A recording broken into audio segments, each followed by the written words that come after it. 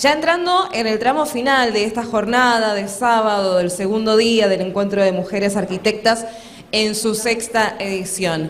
Antes de avanzar con el programa, lo que sigue son las conclusiones de los foros los que han participado hace algunos momentos nada más.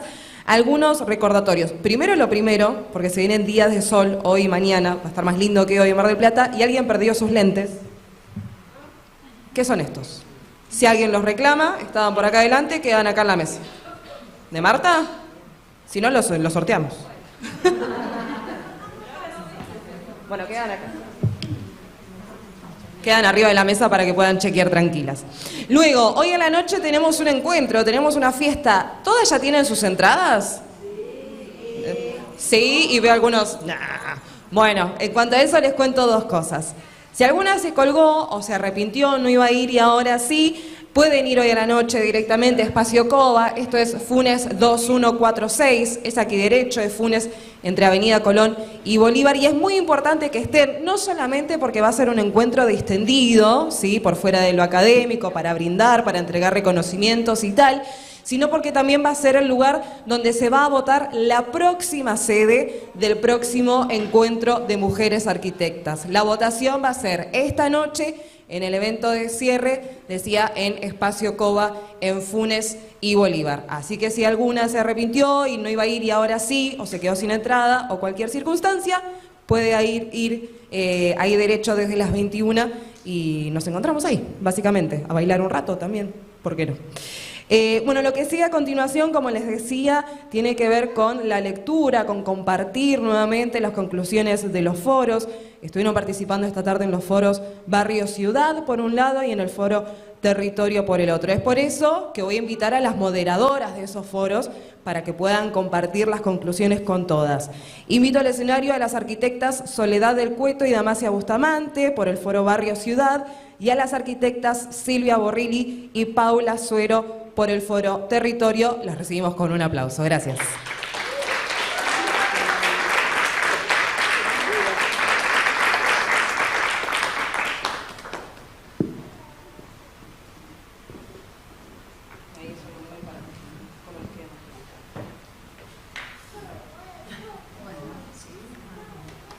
Bueno, ¿cómo están? Buenas tardes. Ya vamos terminando. Qué lindo esto salió, ¿no? Que está saliendo.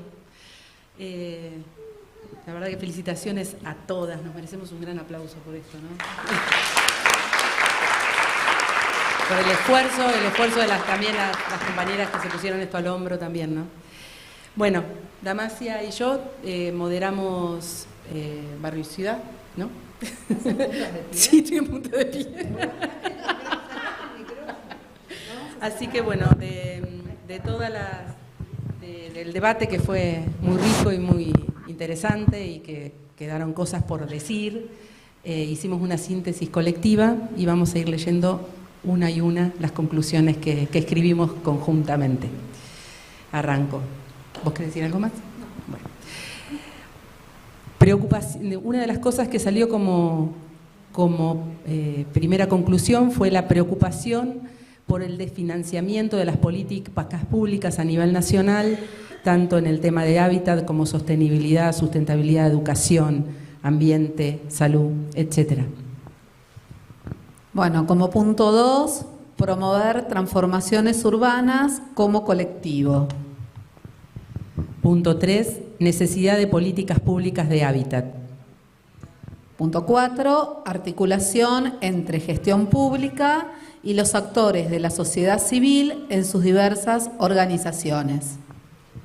Punto 5, promover la formación de mujeres que lideren espacios colectivos. Punto 6, jerarquizar estratégicamente la sensibilidad sobre las problemáticas sociales por sobre la rentabilidad.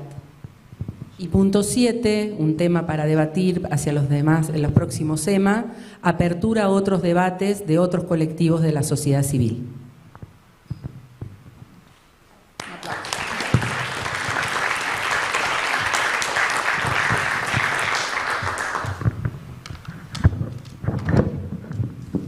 Bueno, es muy difícil esto, la verdad. Nosotros estuvimos en el foro Territorio, que se nos amplió. Se nos amplió un poco el territorio. Bueno, básicamente estuvimos hablando sobre los distintos territorios y fundamentalmente sobre la disputa de los espacios de poder en todos esos territorios. En ese sentido, la necesidad de cruzar praxis, academia, comunidad, Estado, se traía como un diferencial, ¿no? Hacer disputando poder, que salió reiteradamente. Bueno, con respecto a los distintos territorios que estuvimos debatiendo,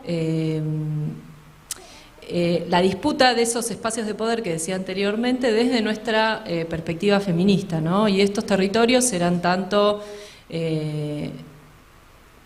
espacios institucionales como el Estado, los colegios profesionales, las universidades, el propio EMA también como un territorio, ¿no? A acordar, a debatir, a unar esfuerzos. Voy a algunas cuestiones con respecto, por ejemplo, a los territorios colegiales, si podríamos llamarlos así.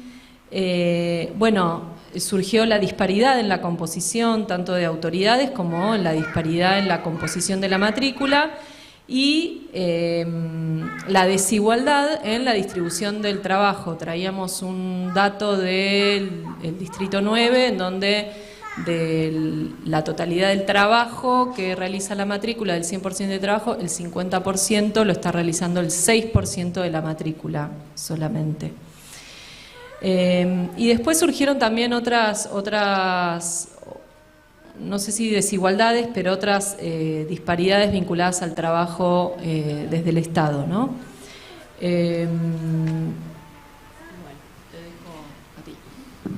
Bueno, respecto concretamente a las políticas que tienen que ver con la intervención, las políticas públicas en el territorio, en el hábitat, lo primero que surgió fue algo parecido a lo que decían recién en uno de los puntos las compañeras anteriores, que era la falta de recursos.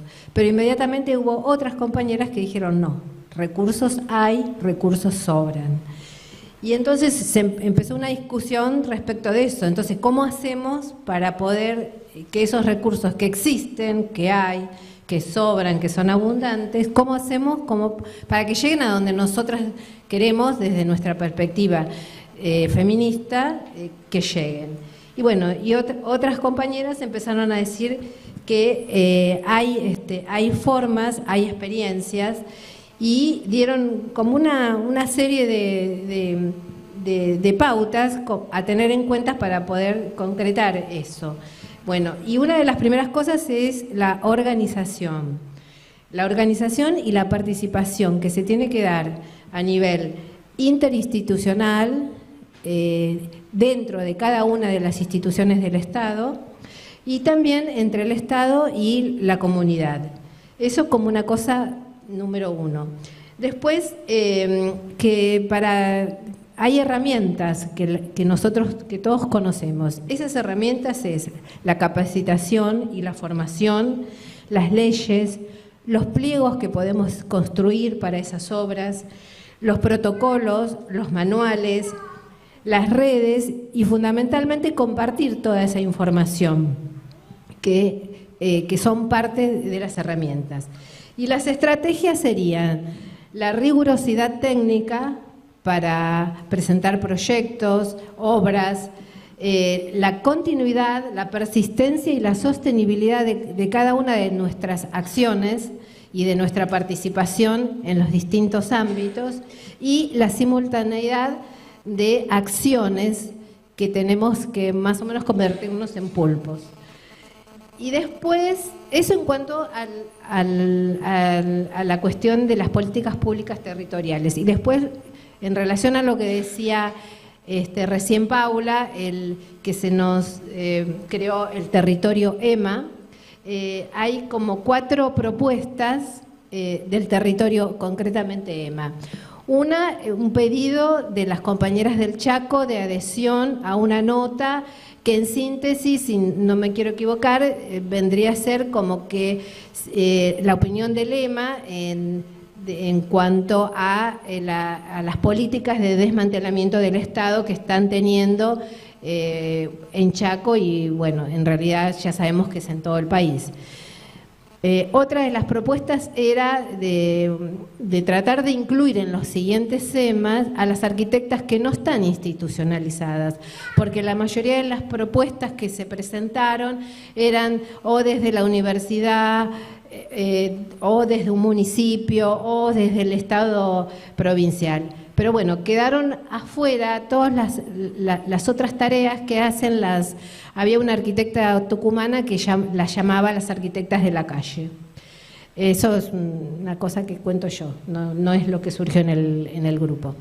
Después, otra de las propuestas era de darle al próximo EMA, es decir, al EMA 7, la posta, con nuestra historicidad de la organización que hemos tenido, y tratando de que no se repitan los temas que ya se vienen tratando tanto en este EMA como en los EMAs anteriores. O sea, que haya como una historia del EMA. Y también pensar, para a lo mejor construir esa historia, en una organización de lo que sería el EMA. No, en este caso, bueno, la organización nuestra era del EMA 6, sino que algo que sea más abarcativo de los EMAs pasados y de los futuros. Esas 4 propuestas. Bueno, creo que no me olvido de nada, ¿no, Paula? Bueno, gracias. Pero que sí se charló fue que de un EMA a otro haya espacios intermedios en donde pueda haber formación o discusiones temáticas. Eso no lo sintetizamos, pero en función de lo que acaba de decir recién la compañera, eso se discutió bastante y bueno, se hizo hincapié, como por ejemplo tomar un tema que puede ser accesibilidad, hábitat, ambiente y el tema de la formación. Ahora surgen todo lo que nos olvidamos. No, que en uno de los acuerdos de la síntesis del foro territorio había un pedido en vistas de el tratamiento del nuevo código que está teniendo Cava, una especie de apoyo a la colectiva de arquitectos en defensa de las tierras públicas de Cava, que está siendo parte de las audiencias públicas para, bueno, visibilizar un poco también la tarea que realizan ahí las colegas, los colegas, les colegas. ¿Estamos?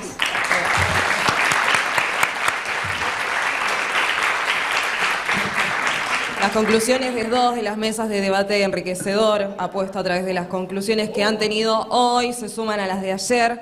Todo lo pueden ver, seguir a través de las redes sociales de Capa 9 por si se han perdido alguna cosita en el medio. Todo también lo pueden seguir debatiendo y discutiendo ya con un traguito en la mano, pero esta noche les recuerdo el encuentro de cierre en Espacio Cova, donde va a ser la votación para la próxima sede. Ayúdenme, ¿dónde fue el anterior encuentro de mujeres? En Córdoba. En Córdoba para las que estuvieron... ¿En Córdoba está bien?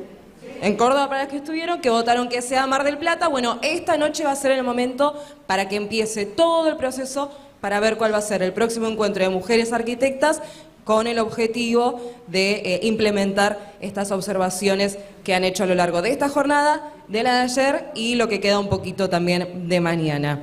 Lo que nos queda también aquí en el Aula Cocamaggi de la Universidad Nacional de Mar del Plata tiene que ver con una segunda instancia de diálogos, exposición de diversas arquitectas. Ayer escuchamos a Mariana Segura y hoy es el turno de otras 2 arquitectas que ya están entre nosotras. Les vamos a pedir que a medida que las voy mencionando se acerquen y tomen su lugar, ¿sí?, en la mesa. Quien va a estar con nosotras desde el escenario ya es Clara Mansueto, arquitecta de la FADU de la UBA, es docente de morfología, sí, claro, un aplauso. Es docente de morfología urbana y arquitectónica, se ha especializado en hábitat y pobreza urbana en América Latina. Actualmente es doctoranda indagando sobre las configuraciones espaciales de la vivienda desde la perspectiva de género y fue consejera por el claustro de graduados también en la FADU-UBA del 2022 al 2024. Tiene más de 10 años participando de numerosos debates colectivos con el objetivo de involucrar a la universidad y la práctica profesional en el abordaje de las problemáticas sociales que sostienen la desigualdad. Junto a Proyecto Habitar, ha desarrollado proyectos barriales de equipamiento comunitario y de vivienda que reúnen la práctica profesional a la lucha por el derecho a la vivienda y la ciudad. Junto a ella va a estar, y la invitamos al escenario, Marta Cáceres, arquitecta, por supuesto, un aplauso, egresada de la Universidad Nacional de Tucumán y especialista en ordenación del territorio y medio ambiente. Se desempeñó en la Facultad de Arquitectura y Urbanismo de la Universidad Nacional de Tucumán hasta septiembre de este año, hace poquito, como profesora titular e investigadora en la disciplina urbanismo y como directora del Instituto de Planeamiento y Desarrollo Urbano y del Observatorio de Fenómenos Urbanos y Territoriales. ¿Todo lo que dije está bien? No. Casares. ¿Qué dije? Le cambié el apellido. Perdón.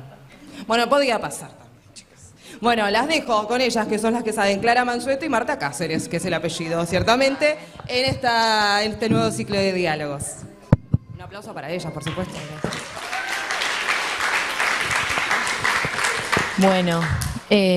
Bueno, inicialmente, nuevamente, no está de más felicitar al equipo por esta organización. Y muchas gracias por la convocatoria, ser parte de esta conversación que nos propusimos hacer con Marta, de contactarnos, no nos conocíamos y resulta que teníamos mucho más en común. Y bueno, vale preguntar e interrumpir, digamos, si podemos romper esta distancia, sería ideal.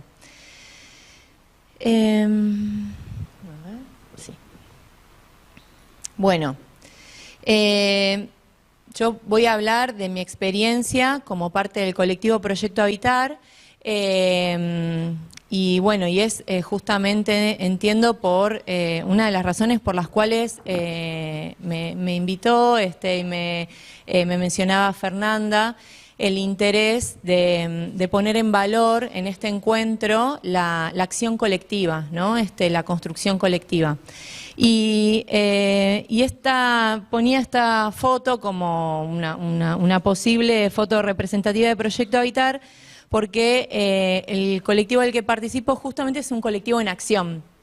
Esta imagen nos muestra en el territorio, junto con otros, buscando la manera en cada momento, en cada situación puntual, de avanzar en el acceso a los derechos urbanos, al derecho al hábitat, al derecho a la ciudad.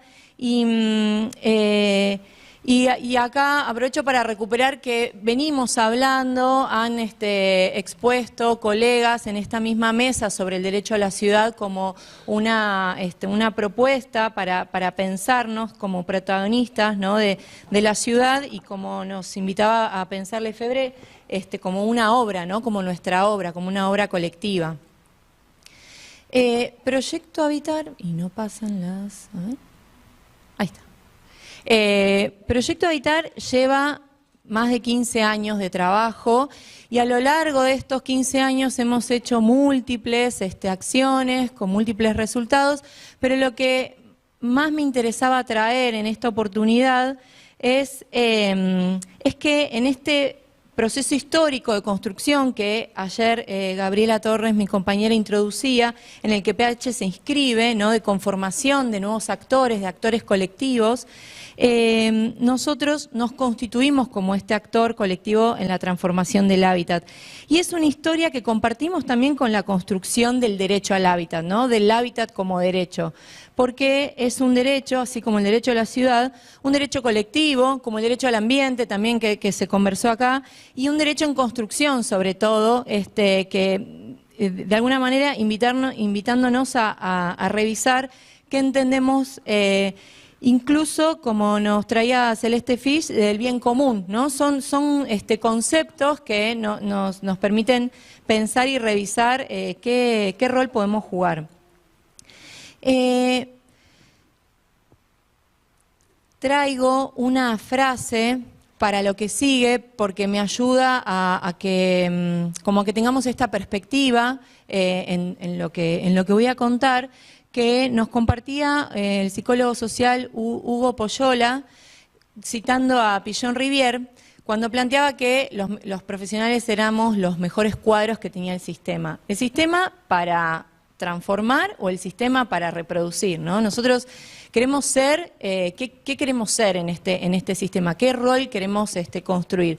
Y así como él ejemplificaba en un video en el 2008, que en un acto de salud, en una consulta con el profesional, se puede convertir en una situación de pares, donde la diferencia está en el conocimiento, en distintos tipos de conocimientos, o una situación donde se repite el rol del sometedor y del sometido. Nosotros desde el Proyecto Habitar aprendimos de este trabajador de la salud la importancia de la manera de la construcción de esa relación que establecemos en cada proceso de transformación del que seamos parte. Y esa valoración de los conocimientos que se ponen en juego. Este es un aprendizaje colectivo, porque la realidad es que esta entrevista fue anterior a la conformación del Proyecto Habitar, pero atraviesa todas nuestras prácticas y hoy en nuestra organización es revisitada con mayor fuerza. Una producción que quería traer es este manual de Ver para Resolver, transformar las necesidades en proyectos, que realizamos junto con Eugenia Jaime, que retomaba la preocupación de haber transitado viviendas en los procesos de mejoramiento habitacional, entendiendo que en la desnaturalización de la vida cotidiana podíamos aprender en conjunto, y reunir estos conocimientos y ser conscientes, no solo los profesionales, sino y los habitantes, de cuáles son esos problemas con los que transitamos cotidianamente y cómo impactan en nuestra vida. Eso es problematizarlo. Está referido, ¿no?, a esta frase de lo personal es político, y está referido a desnaturalizar la vida cotidiana, como desnaturalizar los cuidados, como desnaturalizar el ambiente, el paisaje, como varias colegas han traído también a esta mesa, y transformar en acciones, o sea, conocer para transformar, conocer para encontrarnos en una situación superadora, conocer para ser protagonistas. Y en ese manual, que está colgado en la página, abordamos diversas cuestiones, no solo con el tema de la olla, de la cocina, de la higiene, sino también cuestiones culturales, resaltando radios comunitarias, espacios culturales, el trueque. Aparecían los esfuerzos, los saberes, pero también indagamos en los olores, los ruidos. Entonces abordábamos el ambiente desde una entrada que quizás, digamos, es más cercana al hacer cotidiano. Y de alguna manera nos adentramos junto con los habitantes, los lectores de este manual, en esos problemas construidos desde la propia experiencia. Ya no, digamos, respondiendo a si está alcanzando o no los niveles básicos que están definidos desde afuera, sino construyendo problemas. Y vuelvo a reiterar, construyendo acciones. Que eso requiere pensar con quiénes, con qué conocimientos, con qué recursos territoriales podemos llevar y diseñar esas acciones colectivamente. Otra experiencia que para nosotros implicó un aprendizaje colectivo fue el concurso Casa Violeta Parra, Espacio Colectivo, Refugio Transitorio para Mujeres Víctimas de Violencia de Género. Este concurso que realizamos junto con la organización Red Aparecida, Enredando de La Matanza, una red de mujeres que trabajaba sobre esta cuestión, sobre esta problemática, fue asociado a un seminario en el cual trabajamos con los estudiantes qué significa la violencia de género, dónde la podemos ver, dónde la podemos objetivar y traerla, ¿no? Traerla como cuestión de proyecto, traerla como problema, no solo para la arquitectura, porque la propuesta eran equipos interdisciplinares. Entonces, y esto tiene que ver con una preocupación con la que nos encontramos transitando las viviendas en los mejoramientos y percibir la violencia.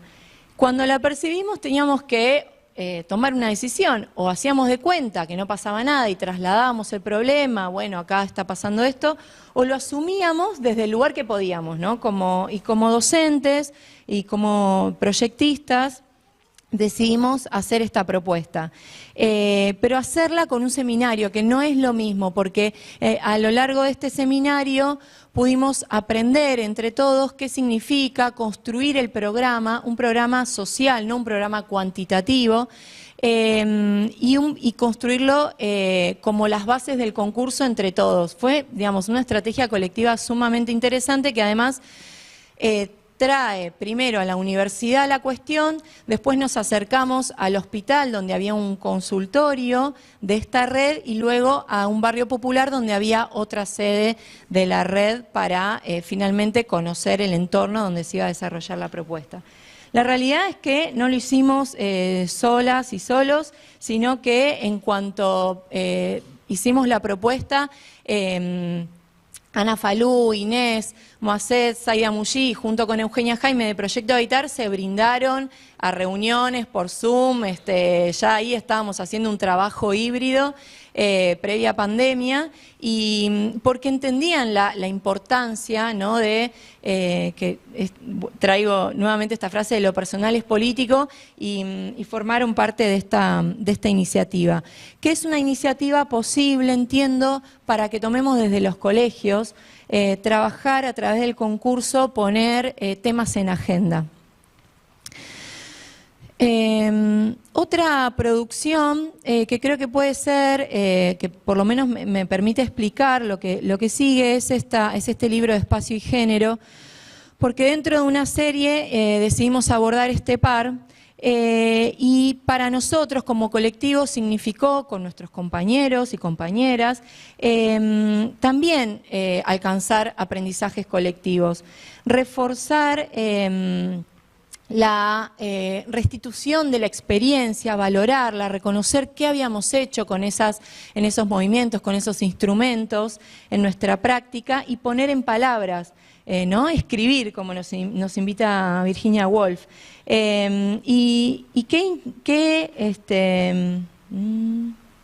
Bueno, hay algunos, porque tengo notas todas a partir de las cosas que iban diciendo, y ahora no me acuerdo qué relación quise hacer acá, pero apareció varias veces el tema del porcentaje de los géneros en la obra, y eso es un tema que nosotros trabajamos en uno de estos artículos, el texto Carrera de Mente, que un poco trata sobre este problema de la autoría individual, ¿no?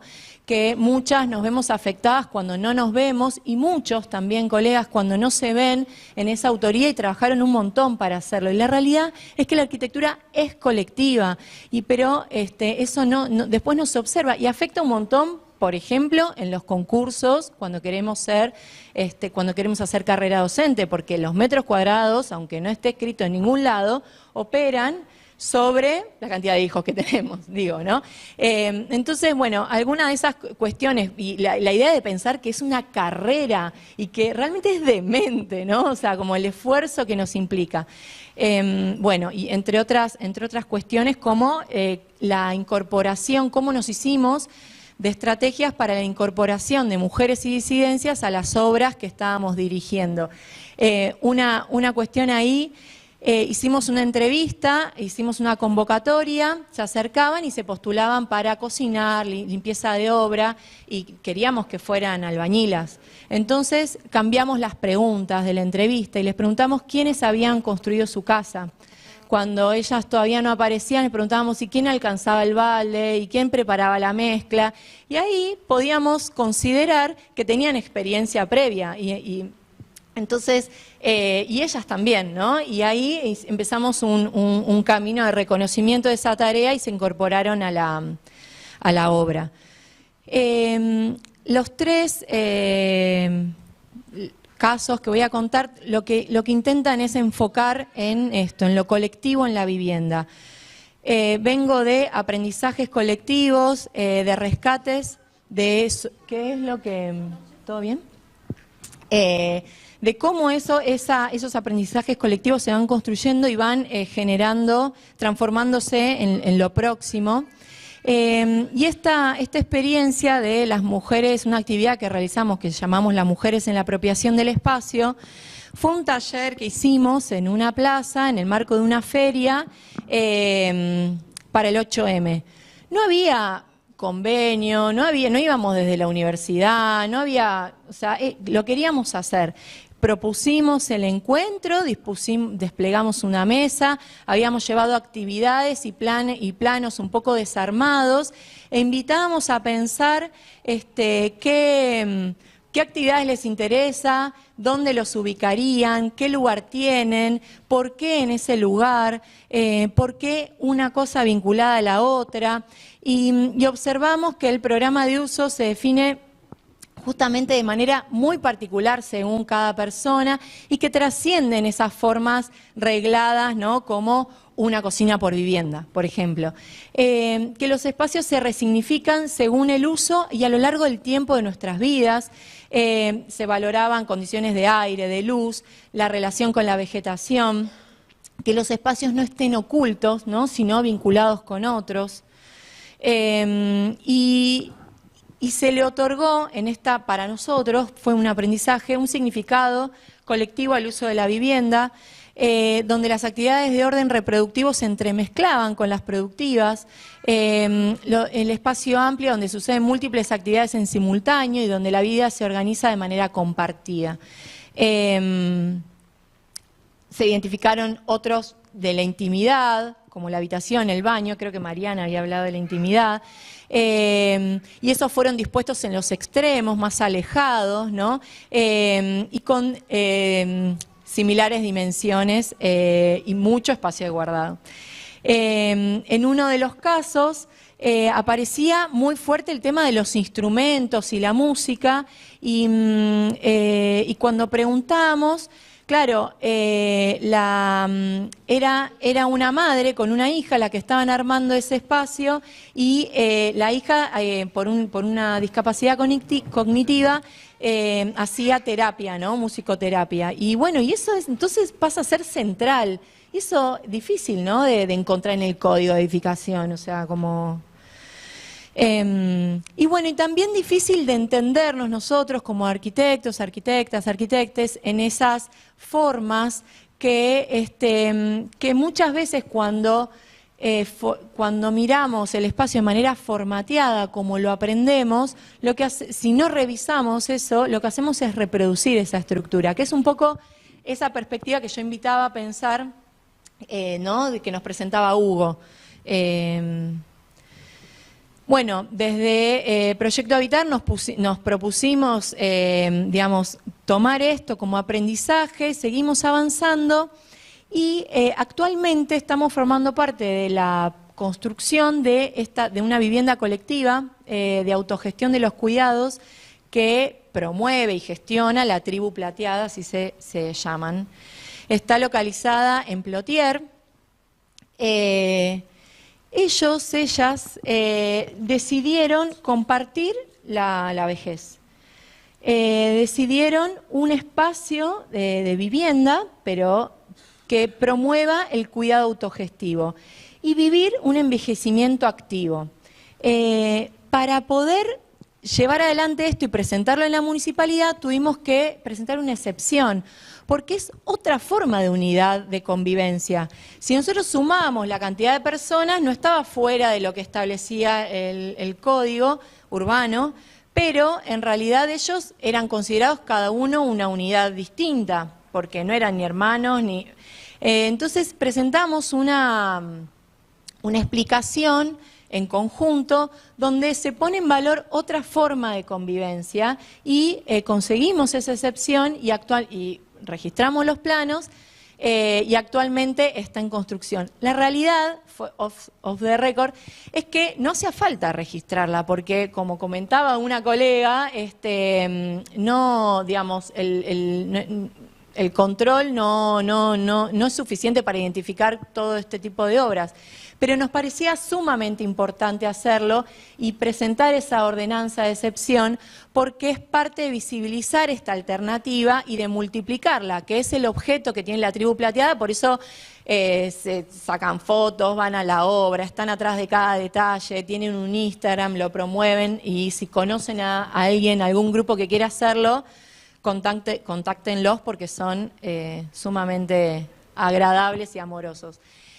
Bueno, esto requirió un montón de reuniones para conocerlos y conocerse, porque ellos cambiaban la dinámica, ¿no? de cómo habitan. Una de los instrumentos y un poco de los juegos que hicimos fue identificar los espacios que ellos querían desarrollar. Había espacios de intimidad, espacios de encuentro, de transición y espacios de encuentro de la tribu. Y entonces luego los soltamos y eso nos permitía ver con ellos y también romper una idea de la vivienda que está tan formateada, no solo en los y las arquitectas, sino también en los usuarios. Y bueno, avanzamos, generamos este proyecto, este conjunto, con un salón de usos múltiples para recibir visitas, para los asados, pero también con un espacio que podía ser de consultorio, ¿no? Donde pudiera vivir un enfermero, enfermera, pero ellos decían también, sí, pero también que nos puedan hacer masajes, y bueno, es que lo que aprendimos un montón con ellos, conociendo lo que querían. Relación con la huerta, con la naturaleza, un espacio productivo, hay una que teje, hay otra que hace cerámica. Bueno, esto es para mostrar un poco la propuesta arquitectónica, y esto es para mostrar que está en obra, existe y pronto vamos a poder visitarla. Y finalmente, la vivienda colaborativa para el habitar colectivo, de la cooperativa La Colectiva, del cual formamos parte varios integrantes de Proyecto Habitar, porque decíamos, ¿cómo hacemos? Queríamos animarnos a poner en juego nuestra propia experiencia en el habitar colectivo. Decíamos, si nosotros creemos que es posible, si la tribu plateada nos enseña que es posible, ¿cómo lo podemos hacer posible nosotros también? En otro momento hubiera dicho que es un contexto malísimo, ¿no?, para llevar adelante este tipo de propuestas, pero la realidad es que en un contexto donde el individualismo es lo que cada vez está más presente, ¿no?, la producción colectiva en realidad es el momento más apropiado para que sea, en todo caso, una herramienta política, ¿no?, una manifestación. Es una obra, bueno, que es gestionada por una cooperativa en el centro de la ciudad de Buenos Aires, en el barrio en un área central, en el barrio de Boedo. Es un grupo multietario, unidades de convivencia diversas, personas solas, parejas con hijos que van y vienen en la semana con sus otros padres, niños pequeños. Esta es la AXO que hicimos antes de empezar a construir.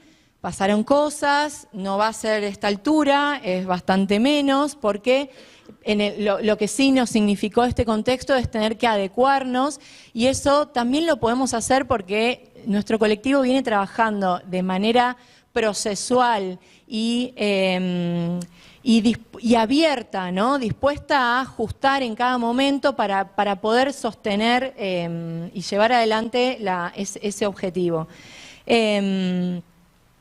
Esta obra, la distribución del espacio, para que se den una idea, el 10% significan las circulaciones, el 53% el espacio destinado para las unidades de convivencia, que no le decimos privado porque una posición, ¿no?, respecto a eso, y el 47% son espacios comunes, colectivos, cubiertos o descubiertos.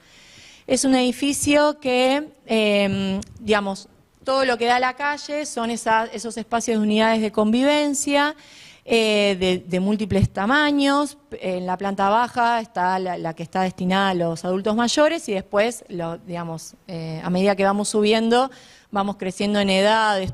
Nos mudamos igual varias veces, todavía la obra no está terminada, pero ya nos mudamos, somos muchos arquitectos, arquitectas, así que se imaginarán los cambios, ya está en obra y ya seguimos cambiando las cosas.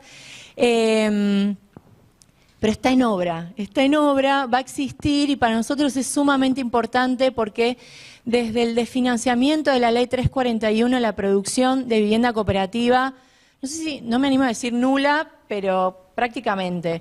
Y entonces pensarlo como alternativa es una manera de empujar que pueden existir políticas públicas, de asociación público-privada que promuevan este tipo de construcciones, este tipo de programas, y que además posibilita encontrar espacios para compartir los cuidados, para vivir de manera colaborativa, que también es de alguna manera innovador, porque si bien existen experiencias de gestión cooperativa, que el espacio acompañe esa gestión cooperativa no son tantas. Entonces, por eso creo que en este contexto donde el individualismo está a la orden del día, promover esta acción es clave.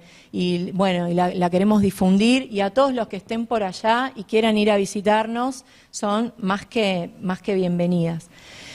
Finalmente, para cerrar, nuevamente traigo una acción del colectivo de hace muy poco tiempo, del 7 de octubre, del Día del Hábitat, donde invitamos a muchos referentes barriales y referentes de organizaciones, en el cual Milagros Canavese, una referente barrial del barrio La Victoria San Fernando, me puso en valor el conocimiento como su herramienta, y a mí me resultó un aprendizaje sumamente importante, porque ella dijo, como nosotras sabíamos, conocimos en el trabajo que habíamos hecho en conjunto de la ley de acceso justo al hábitat, de la ley de la Secretaría de Integración Sociourbana.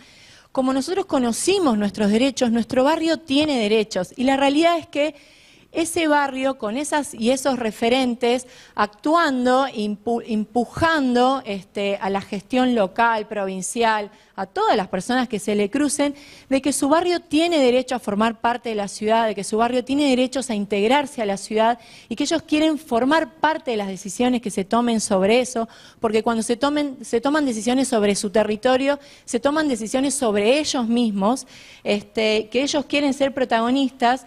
Creo que lo quería compartir porque son esas enseñanzas que de alguna manera demuestran cómo estos procesos se pueden hacer promoviendo el protagonismo o se pueden hacer reproduciendo esa relación de el opresor y el oprimido. Muchas gracias.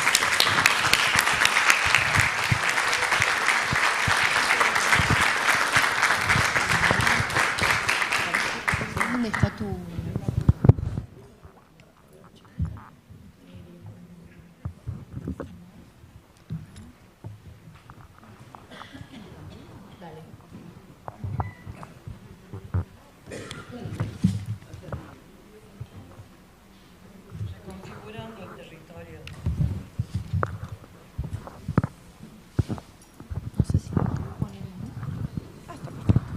Bueno, buenas tardes.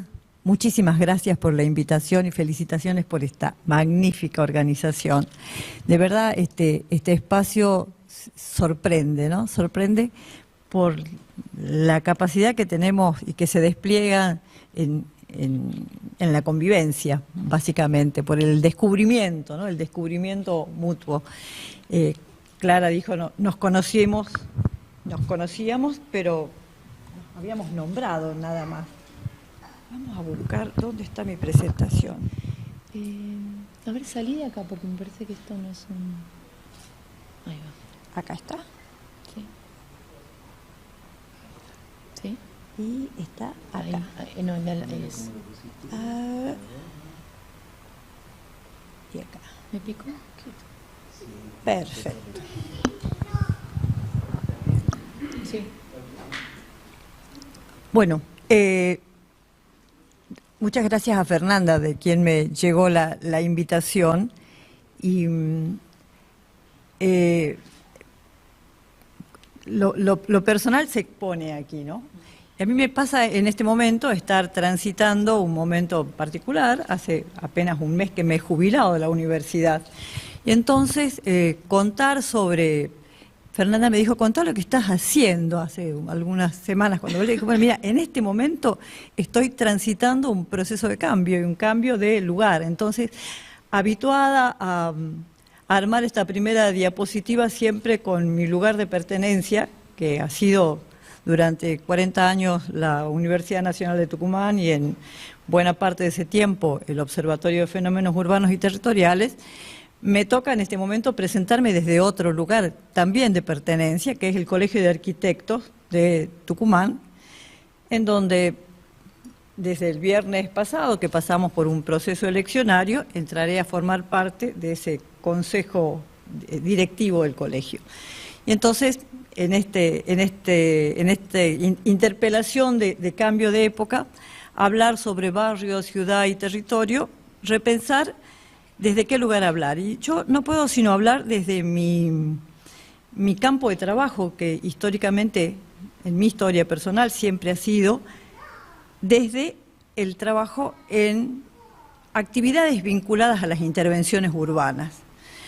Vinculadas a las intervenciones urbanas en esas tres escalas, ¿no? La del barrio como núcleo de la vida cotidiana, con sus problemáticas y sus cuestiones. Desde la ciudad, en un desafío de construir ciudades más equitativas, ciudades que pudieran ser ciudades para la vida, como llamamos hoy. Y también desde el territorio como el lugar de construcción colectiva del bien común, el lugar donde todas las necesidades comunitarias debieran estar resueltas porque se construyen desde la comunidad. Entonces, mi planteo para este diálogo es contarles lo que ha sido la construcción esa desde el mundo académico y cómo ese mundo académico se ha ido articulando en un trabajo de docencia, de grado, de posgrado, de investigación y de transferencia y de vinculación al medio, y de vinculación principalmente con lo que era mi propio desempeño, porque jamás dejé de ejercer la actividad profesional a través de distintos dispositivos, pero siempre vinculado a temas urbanos, y cómo la construcción de un espacio dentro de la universidad, dentro del campo disciplinar del urbanismo, el Observatorio de Fenómenos Urbanos y Territoriales en la Facultad de Arquitectura, como una plataforma de trabajo que estaba atravesada por distintos temas, me ha permitido ir articulando esos mundos, esas esferas de trabajo, y desde luego una construcción que es necesariamente colectiva.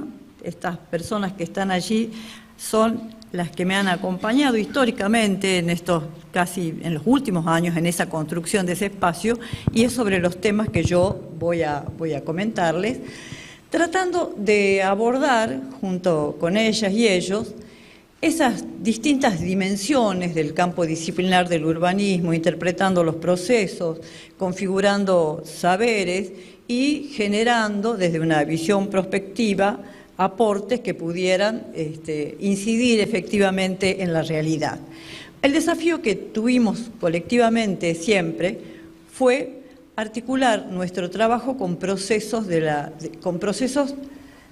nuestro ámbito de referencia, que es la provincia de Tucumán, ¿no? Trabajando desde la universidad pública y en relación al ámbito de referencia de ese espacio localizado, territorialmente localizado en el norte del país, en el noroeste del país concretamente, que ha sido históricamente el ámbito de referencia de la Universidad Nacional de Tucumán y que desde los inicios de este tipo de trabajo, de la configuración de este espacio, han tenido como interpelación actuar en esas distintas escalas, ¿no? La del barrio, la de la microrregión, la de la propia ciudad y también la del área metropolitana como el territorio ampliado de influencia y también en otras localizaciones. Esas tres escalas de trabajo han ido dotando a nuestro quehacer conjunto de elementos de la realidad concreta que nos permitía renovar nuestras prácticas docentes, nuestras prácticas de investigación y conformar, atravesados por esa realidad, un territorio de conocimiento que pudiera efectivamente incidir en este espacio.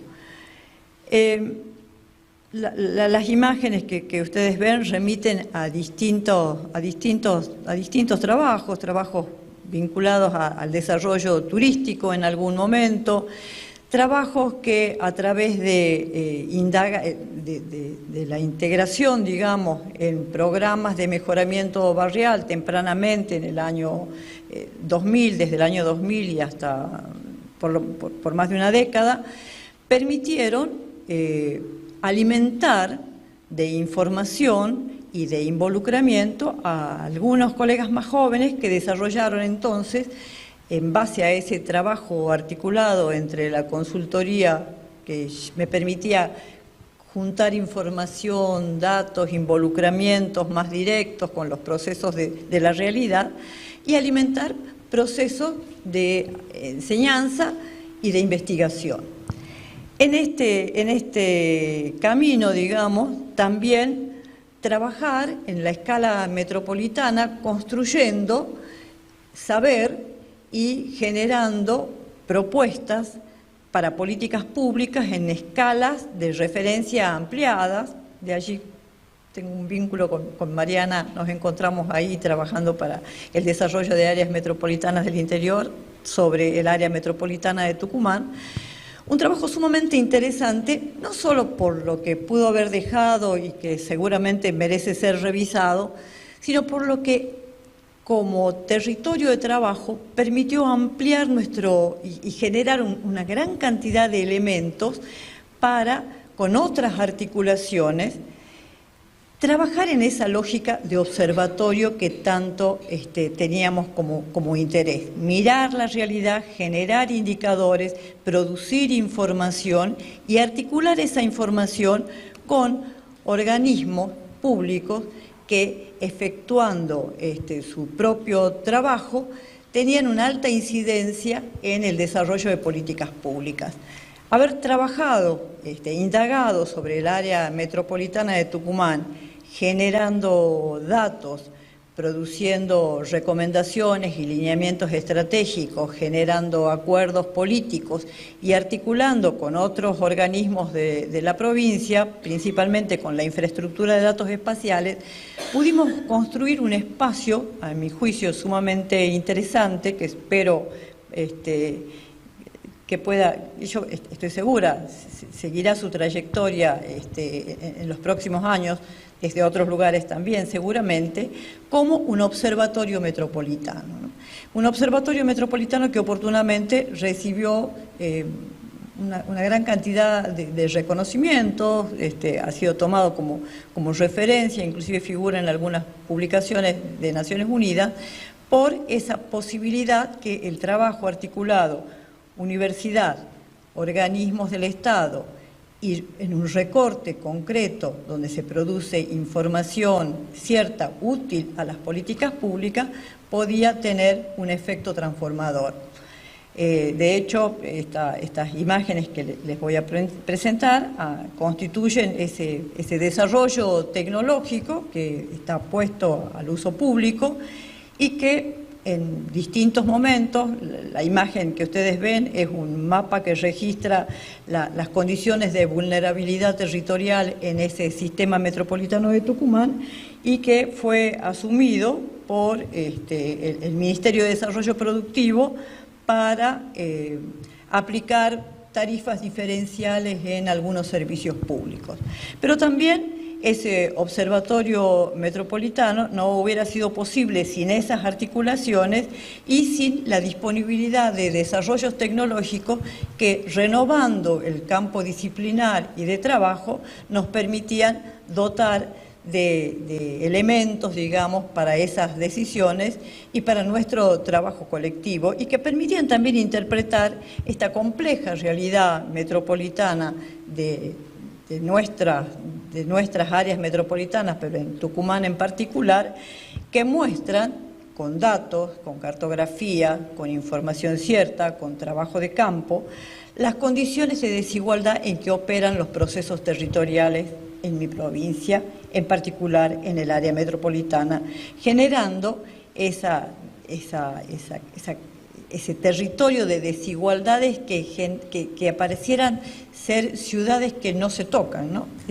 Esos dos hemisferios que se ven allí representan, yo creo con certeza, y vienen a sintetizar algunos datos, de cuáles son los procesos con los que se produce el territorio metropolitano en nuestra provincia y cuáles son las diferencias sustantivas que hacen a la calidad de vida y a las condiciones en las que opera la realidad de este espacio, en donde en cada una de estas escalas hemos comenzado con trabajo de algunas colegas, en los que yo he participado también, pero principalmente llevados adelante por parte del equipo, sobre las condiciones en que están funcionando los hogares y la relación, y cómo se introduce en eso la condición de género en esa construcción de desigualdad.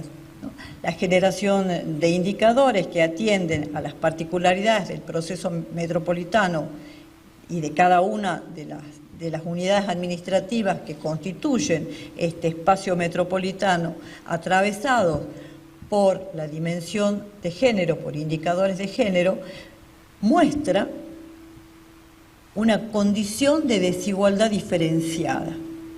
Y yo creo que buena parte del interés de esto que traigo acá a este lugar es porque esta información y esta construcción de saber basado en datos concretos y con protocolos compartidos, porque esto es lo que nos ha permitido integrarnos en la infraestructura de datos espaciales de la provincia, contribuir con la información que nosotros producíamos y trabajar con los protocolos compartidos de las infraestructuras de datos espaciales, y entonces la información producida genera una sinergia importante con otros que trabajan también en este tema, pero en nuestro caso el aporte singular está referido a esta construcción de lo metropolitano como dato.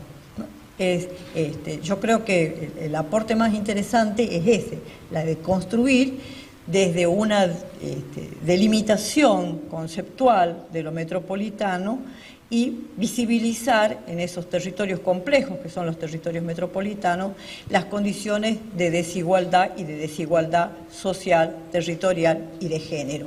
Allí está el valor de esto que, analizado desde la dimensión más física, la dimensión social, pero también desde la dimensión de cómo esos indicadores muestran la diferencial calidad de acceso a la ciudad desde esta mirada que incorpora la perspectiva de género. Son muy interesantes los aportes.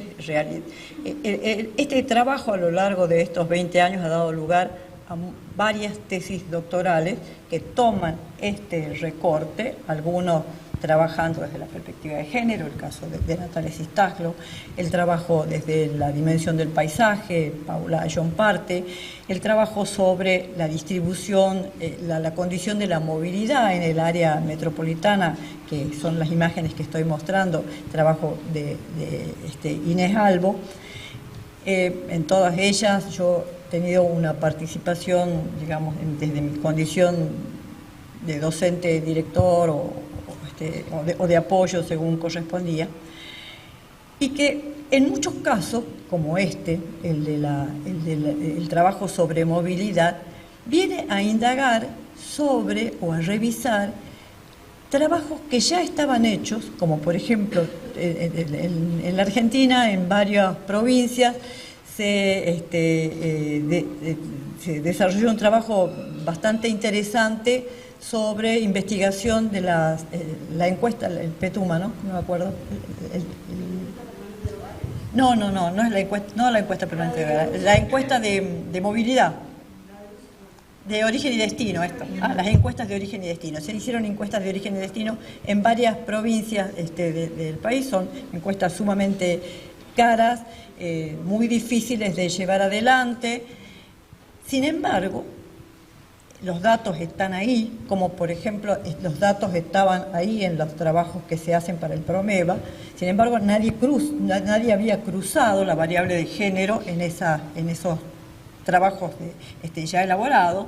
El caso de la encuesta de origen y destino también era un trabajo muy elaborado que supuestamente permitía tomar decisiones sobre una cantidad de temas, una gran disponibilidad de datos. Hay una gran disponibilidad de datos porque el Estado produce una gran disponibilidad de datos. Sin embargo, los datos muchas veces son utilizados solamente para ese sector para el que han sido generados.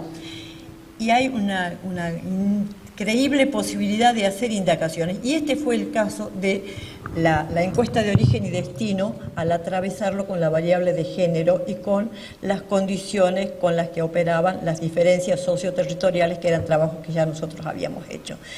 Y es sorprendente la evidencia, digamos, que estaba ahí y que sin embargo no había sido indagada respecto de cómo se mueven las mujeres en la ciudad, cómo se mueven las mujeres en el área metropolitana, las razones de su desplazamiento. Las mujeres, según los datos de gran relevamiento, un relevamiento exhaustivo para los que conocen las encuestas de origen y destino, saben que son una inmensa cantidad de datos, que permitían decir, bueno, pero la verdad es que 60% de las mujeres se mueven a pie o en ómnibus. A pesar de la gran cantidad de licencias, en realidad las licencias están masculinizadas. Y poner eso en evidencia plantea entonces otra base para la toma de decisiones sobre quién y cómo se accede a la ciudad. Y ese ha sido nuestro desafío a lo largo de todos estos años. Construir indicadores que pudieran facilitar a las políticas públicas la construcción de otras políticas públicas. Si eso es un trabajo fácil, desde luego que no es un trabajo fácil. Primero porque exige un altísimo grado de articulación, de paciencia. Con Mariana recordábamos cómo en el desarrollo del trabajo de lineamientos estratégicos para el área metropolitana lo habíamos hecho en un momento sumamente conflictivo en la provincia de Tucumán, donde el intendente de la ciudad de Tucumán, de San Miguel de Tucumán, no se hablaba directamente con el gobernador. Era un quiebre absoluto, absoluto, y eso se ha mantenido durante toda la gestión. Sin embargo, nosotros teníamos la encomienda de llevar adelante ese trabajo y una excelente articulación con los técnicos, en el plano de los técnicos, nos permitía construir y poner a disposición de esos mismos técnicos que trabajaban en organismos que no se articulaban entre sí a través de la universidad como puente. A mí me parece que en esta operación que ocurrió con otros organismos, con las encuestas de movilidad pasó lo mismo. Las empresas de transporte no hablaban con el gobierno provincial, pero sí hablaban con nosotros. Y entonces, al mostrar algunos datos que ponían en evidencia que ellos tenían parcialmente la razón, facilitaba las condiciones de la negociación.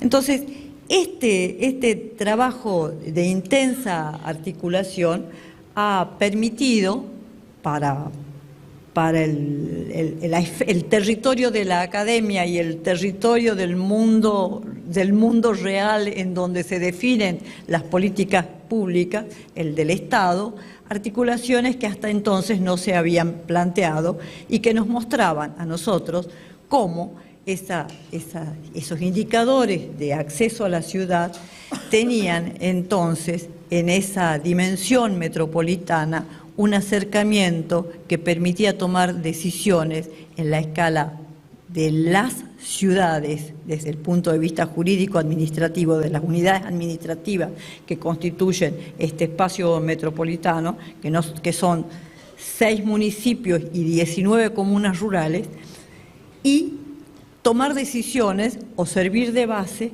para plantear cuestiones vinculadas a ese territorio metropolitano en el que habita el 70% de la población de la provincia de Tucumán, en una superficie que se corresponde solo al 10% de la provincia y que solamente estaba siendo analizada, considerada, visibilizada desde esta lógica del trabajo articulado en donde la academia cumple un papel importante y que permitía entonces, a través de esa articulación tecnológica, de construir un visor que siguiera los protocolos de la infraestructura de datos espaciales de la provincia, un nodo de relación que ponía y pone al uso público de quien quiera entrar a ese visor una gran cantidad de información en donde la variable de género está atravesada. Otra escala de trabajo más vinculada también a esta forma de articulación entre la consultoría y el trabajo académico, pero hecho desde la universidad, para la provincia de Catamarca, en donde la solicitud era elaborar un plan urbano, un código de edificación, con un equipo de gobierno permeable a incorporar nuevas dimensiones, permeable a pensar tramas de la vida cotidiana desde otros lugares, permeable, dispuesto a aceptar, porque se trata de que la contraparte acepte, ¿no? Cómo incorporar esa perspectiva, esa dimensión de género en indagaciones propias orientadas al plano urbano y que nos daban entonces, a través de encuestas y de relevamientos, una evaluación de las cualidades urbanas en la escala del barrio, del sector, de ese pequeño municipio, una nueva dimensión sobre las respuestas que tanto el plan urbano, el código urbano y el código de edificación reflejan. Ese plan urbano, ese código urbano y ese código de edificación se constituyeron como una ordenanza ahí nomás en el año 2022 y están vigentes en el municipio de Fray Mamerto Esquiú e incorporan entonces esta dimensión de género en su respuesta. Un trabajo interesante también fue visibilizar en el marco de la emergencia del COVID, a través de trabajos en el contexto del financiamiento que otorgaba el Ministerio de Ciencia y Tecnología para esa emergencia, cuáles eran las cuestiones que estaban en crisis en el área metropolitana de Tucumán, y nosotros tomamos como temas trabajar sobre las vulnerabilidades, preguntándonos, bueno, ¿qué era en tiempos de COVID, qué es la vulnerabilidad cuando incorpora la perspectiva de género, por ejemplo, y cómo estaban en crisis los cuidados, la vida cotidiana en ese contexto, las condiciones de acceso al suelo. En Tucumán, durante la emergencia del COVID, se produjo un par de invasiones importantes, y trabajar de vuelta bajo esta lógica siempre de una lógica de observatorio sobre indicadores concretos, georreferenciados, que pudieran poner esa información sustantiva sobre la mesa y que facilitaran procesos de sensibilización y en algunos casos generar respuestas concretas, incorporando en este caso una temática que nos parecía importante, que era vinculado al ASPO, como era el acceso al espacio público, en particular al soporte de infraestructuras verdes en el municipio de Tucumán, y que dio lugar a la elaboración de algunos indicadores que hasta entonces no habíamos desarrollado. En fin, creo que trabajar en estas 3 escalas articuladas nos ha permitido abordar esa complejidad, generar una información de utilidad para visibilizar las desigualdades, incorporando las variables que les he planteado. Y en este proceso emergen entonces una gran cantidad de temas y de categorías de análisis que van a renovar, digamos, los programas, los proyectos, los instrumentos de trabajo, y que van a comenzar hacia adentro del propio territorio universidad a generar espacios propios, es generar espacios con identidad suficiente, con madurez suficiente, como para constituirse en ámbitos de trabajo específico. Entonces, en este momento, el Observatorio de Fenómenos Territoriales alberga otros espacios, ¿no? El espacio de género, que tiene una madurez absolutamente interesante, que ha dado lugar a otros trabajos, a otras indagaciones, otras articulaciones sumamente ricas. Un espacio dedicado al análisis y al estudio de los temas del paisaje y el ambiente como una articulación necesaria, y que van entonces en conjunto renovando la agenda de trabajo, del trabajo académico, y que la van renovando con una perspectiva, diría yo, de una agenda urbana feminista. ¿Y por qué? Porque lo que plantea es una interpelación propia del feminismo, una interpelación política a los modos de enseñar, de aprender y trabajar en el campo de la disciplina urbana, y que implica para nosotros un desafío de saberes, de cómo se construyen esos saberes, un desafío de métodos, de interpretaciones, con qué métodos, con qué instrumentos, con qué recursos, y desafíos que a mi juicio son los que más nos interpelan en este momento.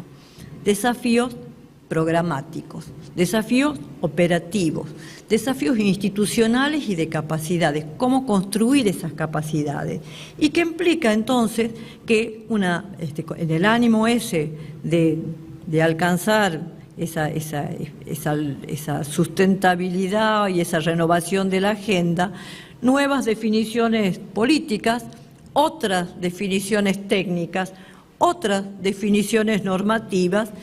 Y a mí me ha parecido sumamente interesante, ahí en unos intercambios que en algunos grupos Ana Falú nos contaba sobre los avances en el Foro Urbano Mundial, y nos compartía con mucha alegría que, bueno, plantamos, para quienes están en este grupo, plantamos la agenda feminista en el Foro Urbano Mundial.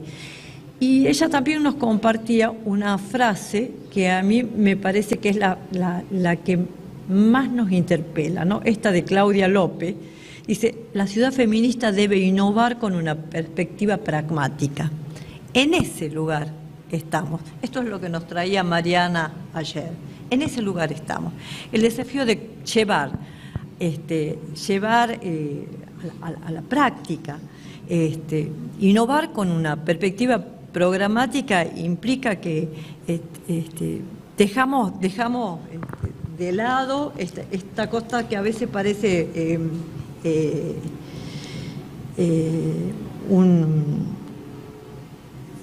una carga, ¿no?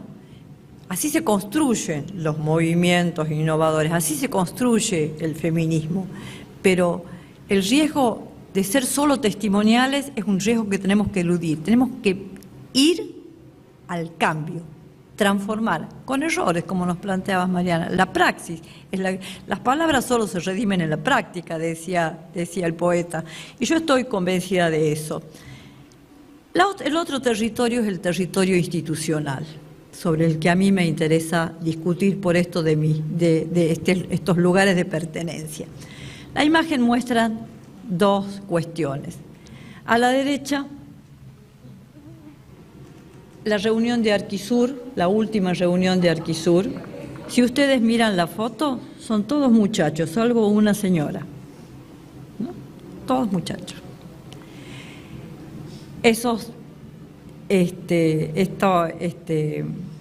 Creo que es un camino que tenemos que desandar, ¿no? Es un camino que necesariamente tenemos que desandar.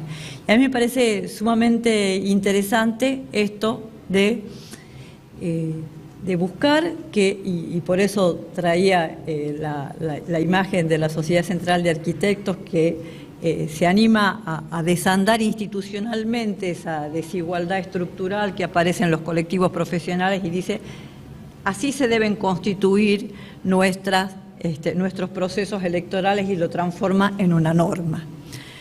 A nosotros que pasamos hace poquito por un proceso electoral, una de las condiciones que habíamos puesto con los compañeros era, sí, vamos juntos, pero sí ponemos paridad de género en la renovación. Y lo logramos. Pero además generamos un impacto importante, como era parte de nuestra discusión, quienes se presentaban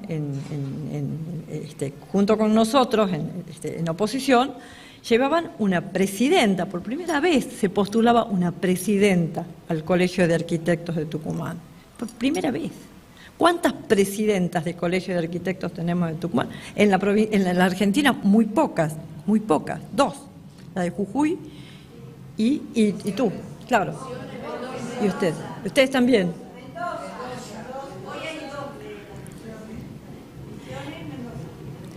Bueno, sin duda estamos transitando un tiempo de cambios, ¿no? Y en este tiempo de cambios de la dimensión, en esta dimensión institucional en estos territorios, una otra cuestión que nos ha pasado, que nos pasa a nosotros en Tucumán en este momento, y que pasa en muchos lugares del país, y es una invitación que estoy haciendo, nosotros hemos inaugurado con mi compañera María José, que anda por ahí, un espacio en el Colegio de Arquitectos de Tucumán que le llamamos Mujeres Gobernando Ciudades, ¿no?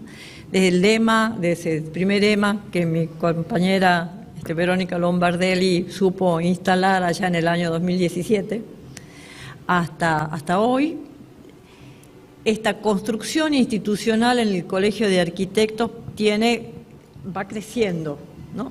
Va creciendo con vueltas para atrás, con algunos errores, con espacios que se van construyendo y desconstruyendo, pero va creciendo. Pero en Tucumán nos ha pasado algo por primera vez. 8 mujeres gobiernan ciudades en la provincia de Tucumán. En el área metropolitana, 5 de las 6 intendencias están gobernadas por mujeres.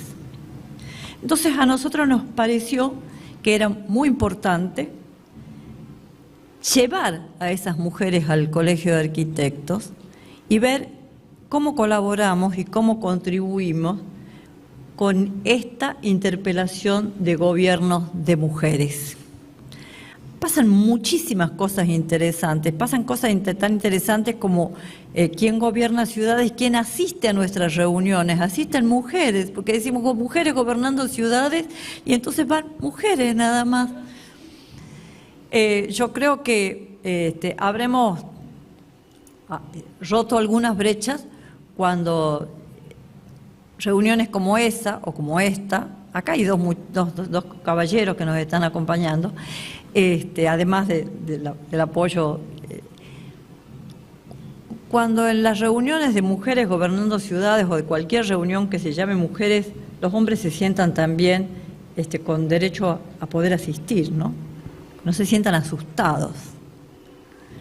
Bueno, Yo creo que sin duda, como a mí me impactó mucho la discusión con Mariana, que nos dejó un montón de cosas, ¿no?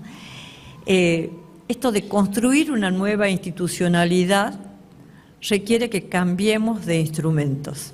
No vamos a poder hacerlo con los mismos instrumentos. Yo creo que esto que de Claudia López, de la interpelación en un foro mundial a tener una perspectiva pragmática, programática y operativa, diría yo, es sin duda el mayor de los desafíos.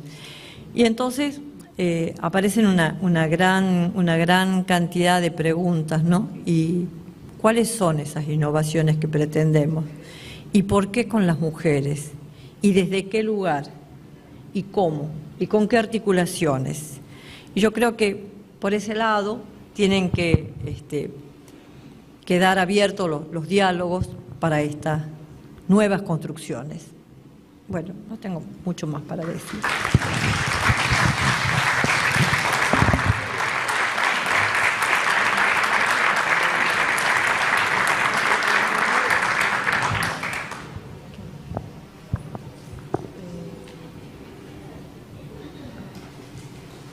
Seguimos. Fer, ¿vos me estás mirando?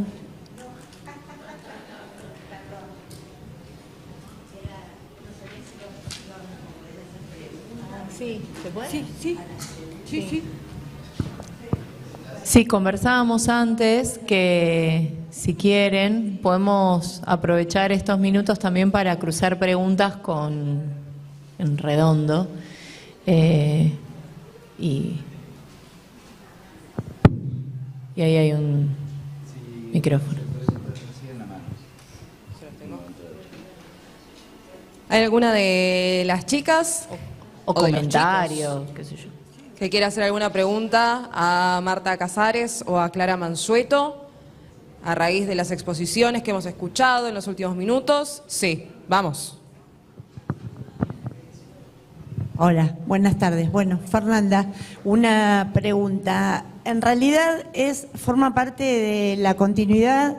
Hemos tenido foros el día de ayer, el día de hoy, y a todas nos resultó un espacio absolutamente interesante que aquí en la provincia de Buenos Aires se inauguró en la Bienal que tuvimos en abril, y la verdad que auguramos, todos creo que tenemos muchas ganas de hablar. Hay como varones y mujeres tenemos ganas de decir cosas, escuchamos exposiciones, pero además los espacios de los foros, hablábamos hoy, que son absolutamente necesarios porque estamos, y creo que es fantástico que habilitemos que todas podamos hablar y hacer, las que son catedráticas y las que no, las que venimos de ciudades más grandes o de ciudades pequeñas. En esto, el EMA tiene una trayectoria ya, tenemos currículum, este es el 6º EMA, hemos transitado, bajado desde el norte por Cuyo, pasamos por Córdoba y llegamos a la costa, decíamos en uno de los EMA federales que hicimos durante septiembre, y la verdad que tenemos ganas de seguir este hilo conductor. Lo que decíamos en el foro de Barrio Ciudad era que quizás tenemos que empezar a vincularnos o organizarnos en espacios que nos permitan ya no visibilizar, sino además compartir actividades y organizar espacios de encuentro. Hoy Ximena Molina de La Rioja, no sé si está Ximena acá, pero comentaba que eran solo 5 arquitectes en Chilecito y cómo podían plantearse un desafío como un plan de ordenamiento. Hoy miraba, Marta, lo que mandaste, digo, y en estas interrelaciones entre las universidades, los colegios profesionales, los arquitectos ejerciendo la profesión, si a ustedes les parece que hay alguna recomendación, alguna situación a nosotras, todas las que somos arquitectas y que estamos siguiendo como una tribu al EMA de evento en evento, si hay alguna cosa que se les pudiera ocurrir a las dos como participantes de espacios colectivos, tanto de profesionales como Proyecto Vitar o el observatorio de la universidad. La síntesis no es una virtud que posea.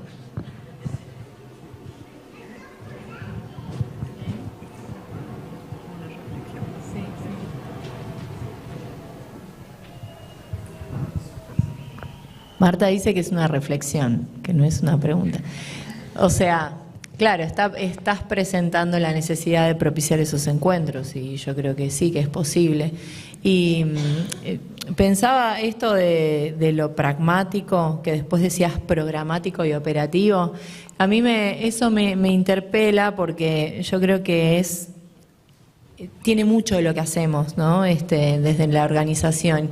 Y en esas asociaciones actorales tiene que estar esos colectivos que finalmente lo llevan a la práctica como pueden, con errores, pero que van corriendo, ¿no? la vara de lo posible o van acercando lo idealista con lo real, que es como que en las universidades se generen, bueno, los cupos, digamos, esos avances concretos, ¿no? Creo que hacen falta.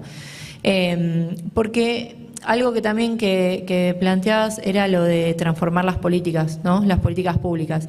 Y está clarísimo la relevancia de esa asociación de cantidad de datos y esa territorialización de la desigualdad para plantear acá hay un problema, y eso junto con grupos de habitantes que digan, nosotros entendemos que somos parte, ¿no? de ese territorio desigual y esos problemas nos atraviesan, no es que somos un problema, ¿no? Sino que esos problemas nos atraviesan, van en relación para modificar las políticas, porque las políticas muchas veces si no está en agenda, si después no lo pueden visibilizar como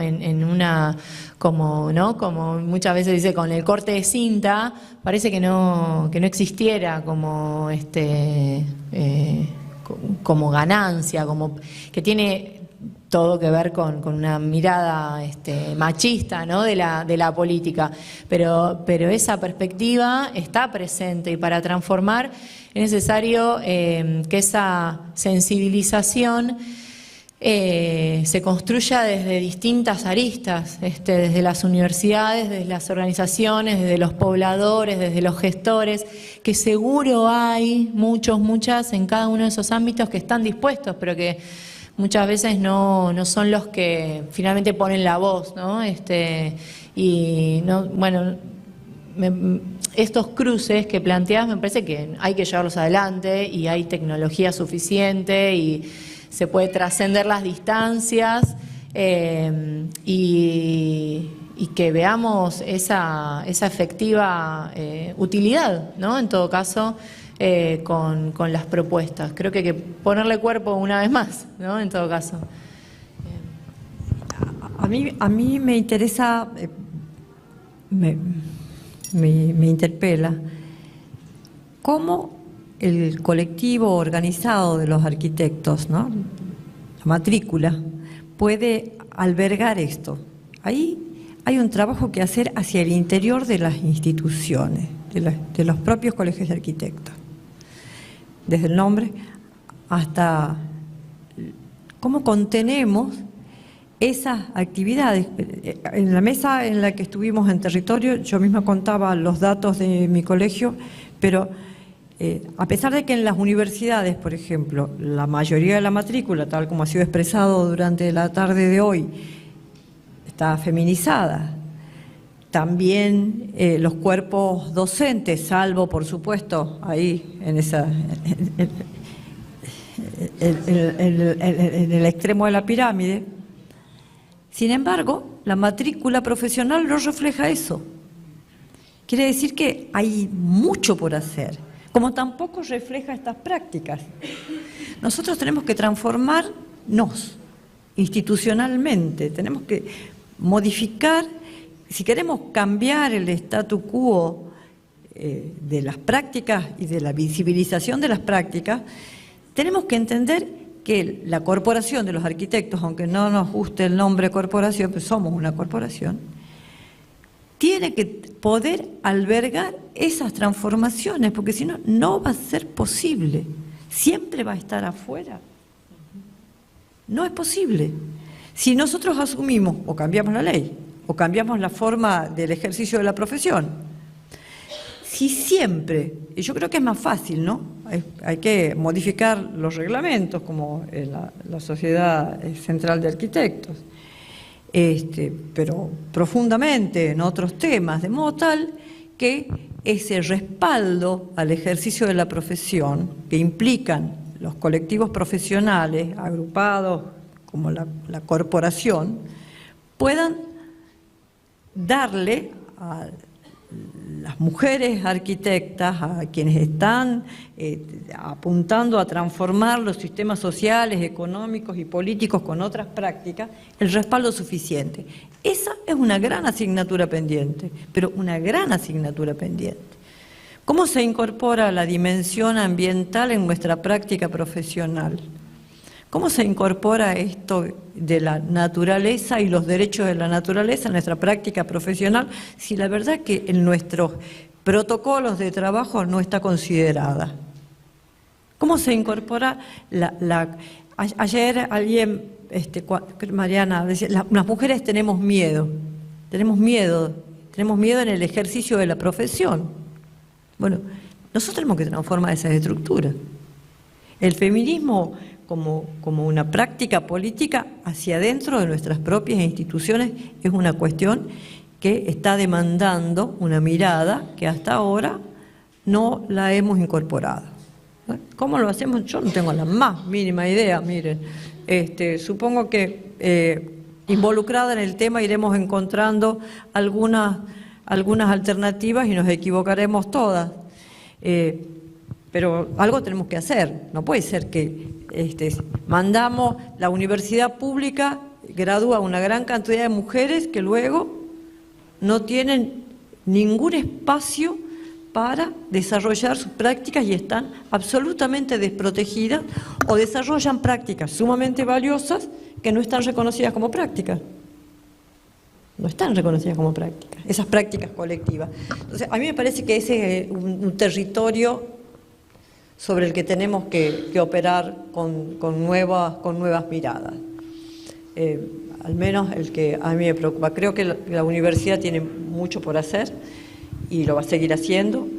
Y hay que apoyar a nuestras instituciones universitarias para que este momento, digamos, de desguace sea atenuado, pero necesitamos transformar nuestras instituciones, desde donde operamos, ¿no?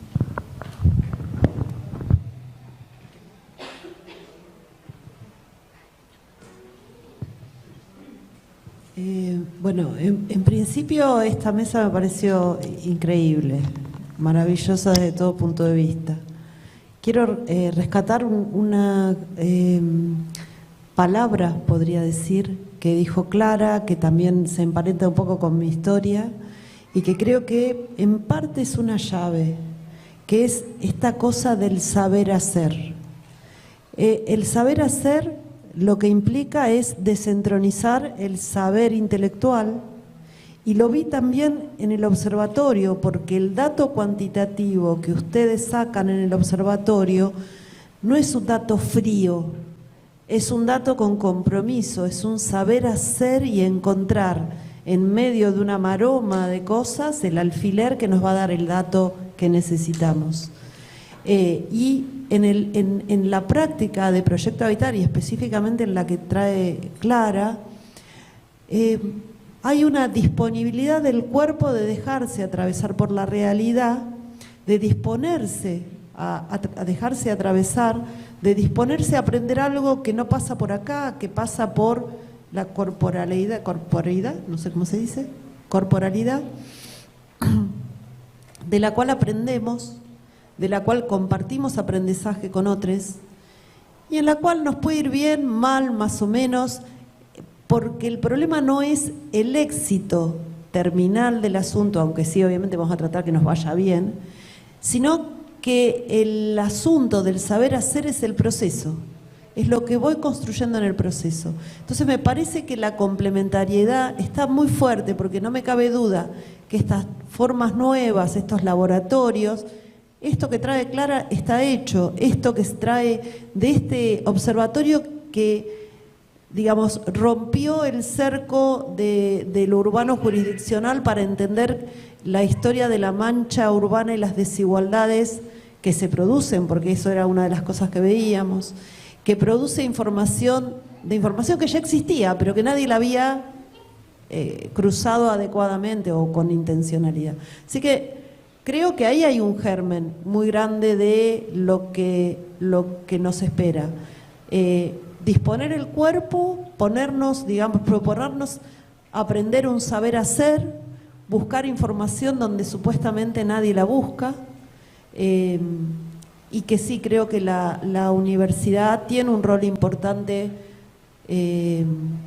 para construir este diálogo o asociación virtuosa entre experiencias académicas, sociales, políticas, gubernamentales, administrativas, culturales, cada cual en su especie, pero que puedan entrelazarse para potenciarse.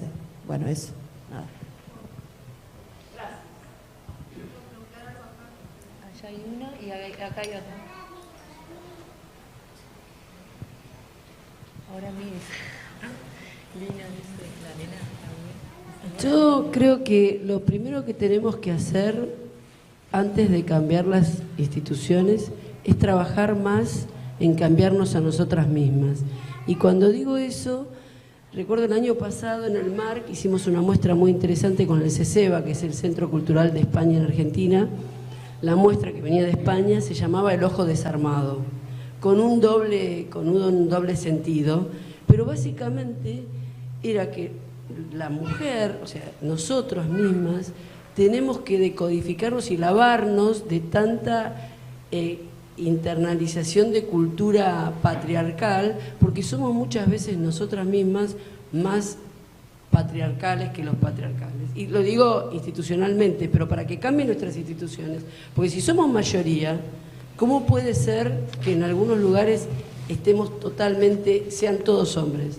Obviamente el poder sigue manipulando y lo que hace es convencer que de alguna manera nosotros tenemos que seguir siendo útiles a ese poder.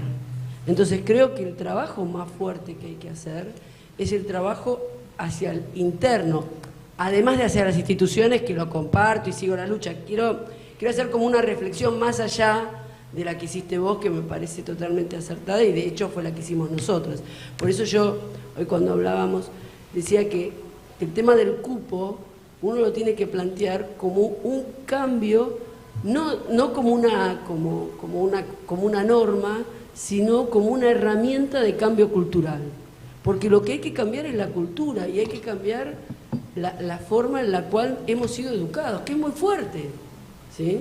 Porque es una forma de ejercicio de poder que cuesta mucho cambiar. Nada, y eso lo vemos en estos momentos con el péndulo, muchos que hasta ayer nomás hablaban de todes, todas, hoy hablan de todos y te marcan la O. Entonces te das cuenta que muchos hacen lo que se conoce como pinkwashing y pasan facturas de que, bueno, ¿viste? Ahora volvimos nosotros. Entonces hay que tener cuidado y yo creo que esto es una gotita que va ahora dando una piedra muy grande, que es muy difícil de romper, y que cada paso que creemos ganado damos 10 para adelante y 8 para atrás. O sea, para que el cambio realmente se produzca es muy lento de avanzar. Nada, es un comentario y una reflexión. Allá, Cayetano.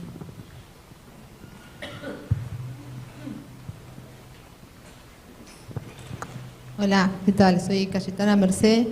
Le quería preguntar sobre, digamos, la situación en la que nos encontramos a nivel política partidaria nacional, diríamos, con la nueva gestión que tenemos, digamos, todo lo que yo fui escuchando en estos 2 días, que me pareció súper interesante, me suena un poco a cosas que en algún momento se hicieron, porque son todos proyectos y procesos largos, diríamos, en el tiempo, que desde diciembre del año pasado estamos en un contexto absolutamente distinto, mucho más complicado para todo esto. De hecho, diríamos, nosotras antes nos movíamos muchísimo más juntas todas, hoy hay mucha gente que se ha bajado de todos estos movimientos de mujeres, porque como sabemos en estos movimientos colectivos hay algunas que son feministas, otras no tanto, pero sí siguen la ola y se entusiasman, entonces hay como distintos niveles de gente que está comprometida desde el feminismo con esto, y que también está buenísimo porque a veces no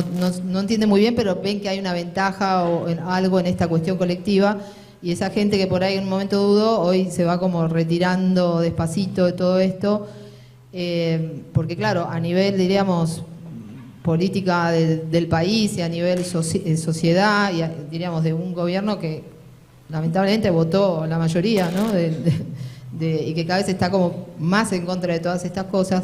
En ese sentido, diríamos, todos estos proyectos que ustedes encaran, ¿cómo, diríamos, cómo los manejan? ¿Cómo nos entusiasman o entusiasmamos a otras de vuelta en esta idea de lo colectivo, de las mujeres juntas, de lograr cosas, diríamos, para nosotras y por los demás, en un contexto donde la comunicación que nos llega es absolutamente contraria, es como, ¿para qué te vas a meter en esto, no? Y no sé ustedes también que encaran estos proyectos, cómo enfrentan esa dificultad, porque entiendo que es una dificultad enorme que deben tener ahora, inclusive desde el punto de vista del financiamiento de los proyectos. Eso también, yo soy consejera del CEPAU, del Consejo Profesional de la Ciudad de Buenos Aires. Las instituciones, eso claramente está, o sea, hoy decir las instituciones tienen que cambiar con una mirada feminista es como, a ver, lo tenemos que hacer de otra manera, así como una declamación no va a suceder, claramente, porque no va a suceder porque todas las que están ahí están diciendo, ya te muestro la foto del diario de hoy, no me presiones con esto porque tengo temas más importantes para tratar. Entonces digo, hay en algún momento que decir, bueno, acá nos cambió la realidad. Yo en estos 2 días no escuché a nadie que dijera, che, nos cambió la realidad, ahora cómo vamos a hacer para seguir con este trabajo que por lo menos las que estamos acá tenemos la intención de seguir adelante, ¿no? Con el mismo entusiasmo.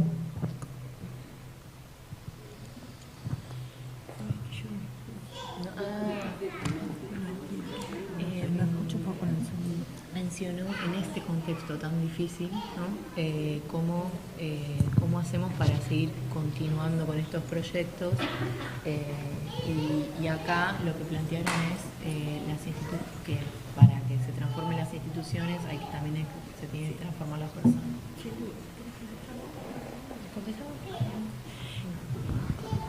Bueno, pues fueron varias cosas. Yo creo que es dialéctico, ¿no? Que coincido en que hace falta una transformación personal y que desde ahí es posible transformar las instituciones. Y al mismo tiempo, si no se transforman las instituciones, no dan lugar a esa transformación que está emergiendo, que un poco como plantea Cayetana, pese a todo, ¿no? Es tan costosa, y entonces si no le damos lugar, bueno, es cada vez más difícil. Nosotros desde Proyecto Habitar nos hemos encontrado en debates en el Colegio de Arquitectos donde un reconocido profesor nos decía que eso no es arquitectura. Y entonces la arquitectura es una institución, en todo caso, que hay que transformar. Porque nosotros sí nos consideramos arquitectos, que te digan que no es muy violento, ¿no? Es como no perteneces.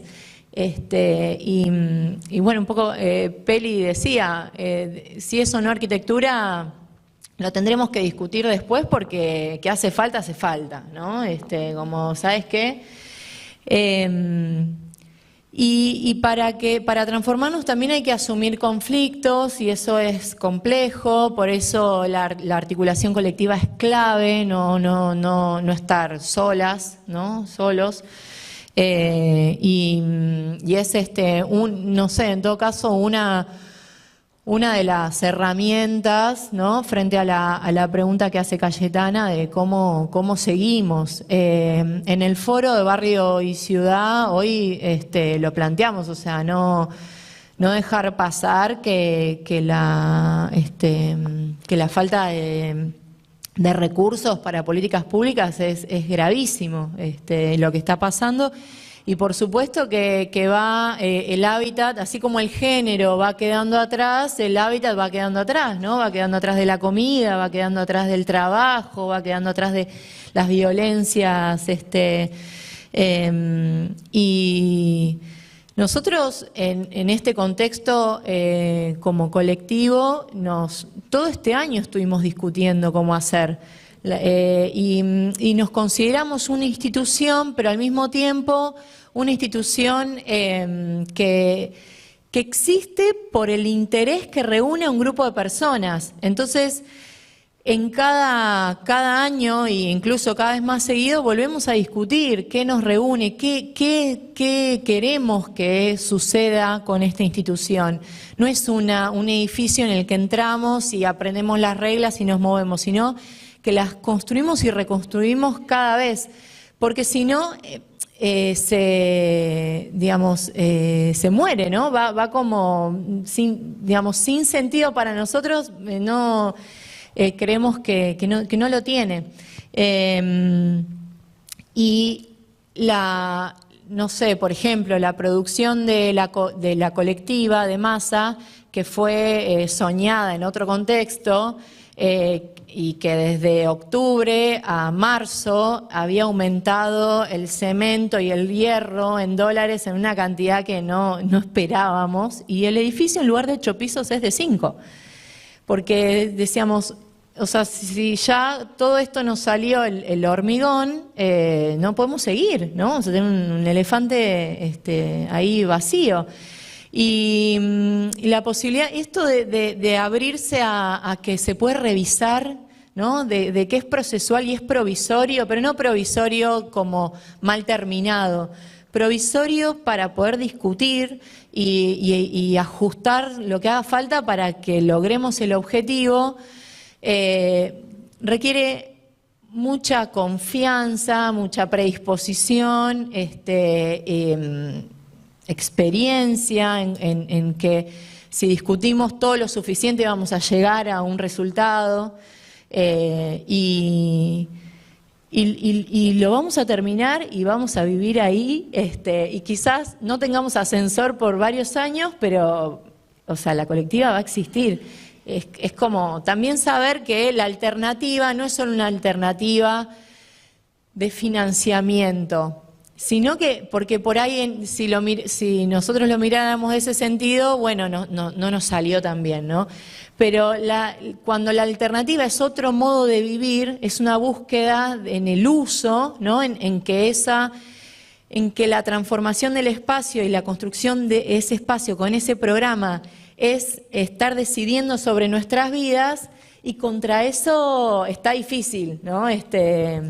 Perder contra eso. Entonces, es una tarea constante de conciencia individual y colectiva, de comunicación, de contarnos lo que estamos pensando, los miedos y cómo seguimos, y bueno, y veremos qué pasa, digamos, pero yo creo que va por ahí.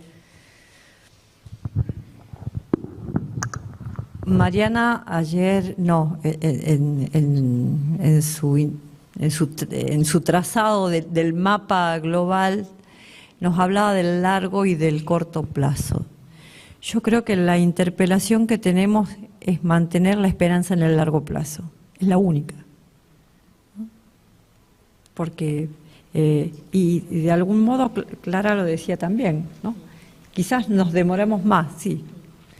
El largo plazo tiene que estar de nuestro lado. Me pareció muy esperanzador eso que planteaste.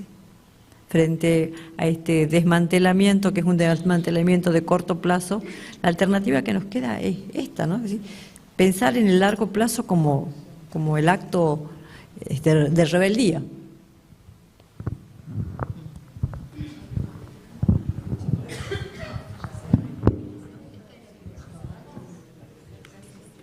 No es pregunta, es solo para aportar un poco a lo que compartían y un poco en respuesta a lo que preguntaba Cayetana. Entiendo que los feminismos históricamente nos dieron herramientas para trabajar en circunstancias de escasez. Entonces, si bien es cierto que hoy la amenaza es enorme del desfinanciamiento y de la puesta en jaque de nuestras estructuras universitarias y de conocimiento y de todos los organismos del Estado que hemos ido construyendo en estos años de democracia, tenemos justamente en las economías sociales y solidarias, en la construcción de poder comunitario y popular y en la construcción de consensos y la construcción política territorial de toma de decisiones más horizontales y en los modelos productivos no extractivistas, digamos, en cada una de las áreas programáticas que quieras, hay herramientas desde los feminismos para afrontar esta idea de que el financiamiento viene de afuera. Así como en el ejercicio específico de la colectiva, ustedes son dueños de la decisión y por ende tomaron la decisión de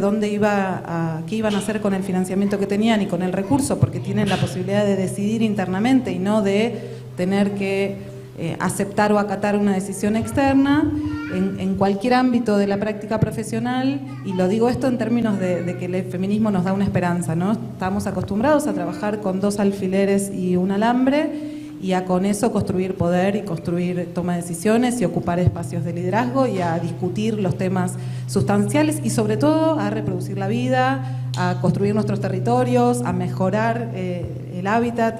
Entonces no va a haber ningún modelo liberal y fascista que nos ponga en jaque apostando, como decías, a largo plazo.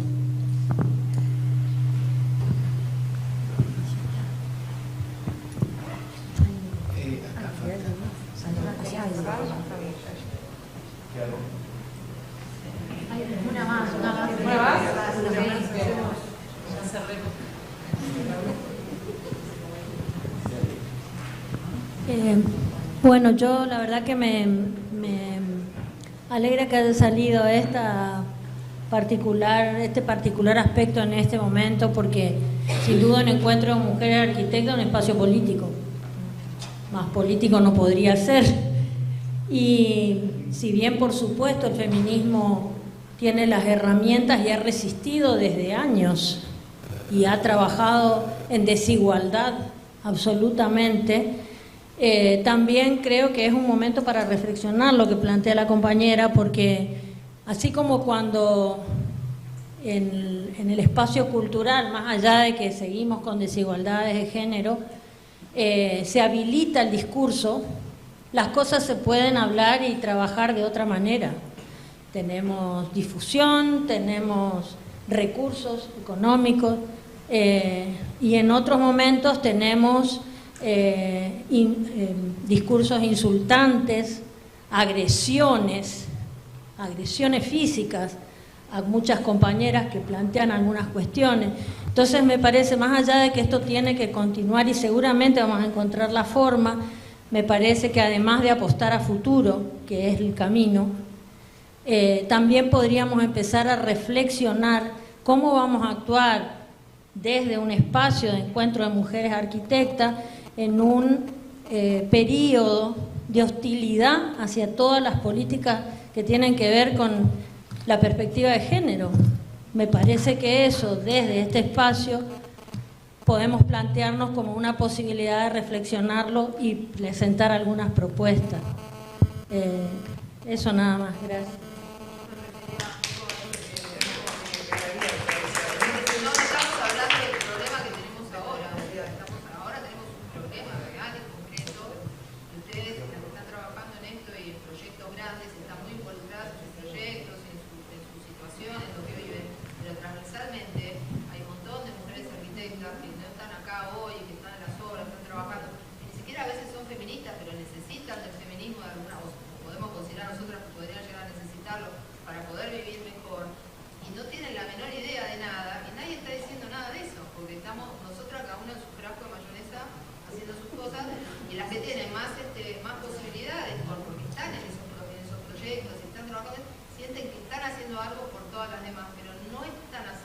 Entre medio de un proyecto de feminismo, de género, como se presentaron, y entre otros proyectos, hay un montón de mujeres que están sueltas, perdidas, en el medio de esto que vos recién comentabas, que son agresiones, son maltratos, son instituciones que se vuelven para atrás, son grupos, son no sé, las que están dirigiendo género en las instituciones que no tienen nada que hacer porque les ponen un título y no tienen ninguna tarea, pero el título está, y así hay como un montón de situaciones que realmente son complejas y que justamente las que lideran es como otro tema distinto a todo esto que se habló hoy, pero es un tema que surgió desde diciembre del año pasado ahora y que nadie lo toma. Yo lo noto porque en el grupo que estamos nosotras la gente se va como yendo, ¿sí? Siguen participando, te mandan un WhatsApp para una cosa, pero el tema no se toca más y no hay un interés. Yo comparto los trabajos de ustedes, las investigaciones, no los leen, nadie los lee, no los tocan. Es como que, no sé, no es mi tema ya, no sé qué, se pierde. Digo, eso que vos planteabas recién, me parece que es un tema que tenemos, las que nos interesa, con mayor o menor conocimiento, mayor o menor profundidad, que de alguna manera nos siguen o nos convocan, que deberíamos plantearnos, che, nos están matando y lo van a conseguir, porque nos están dividiendo, y si cada una se queda feliz porque a mí mi proyecto me va bien y a mí mi proyecto me va bien, pero en el medio de eso hay un despelote bárbaro y nadie habla del tema, y estamos complicadas, qué sé yo, no sé, era un poco lo que quería apoyar.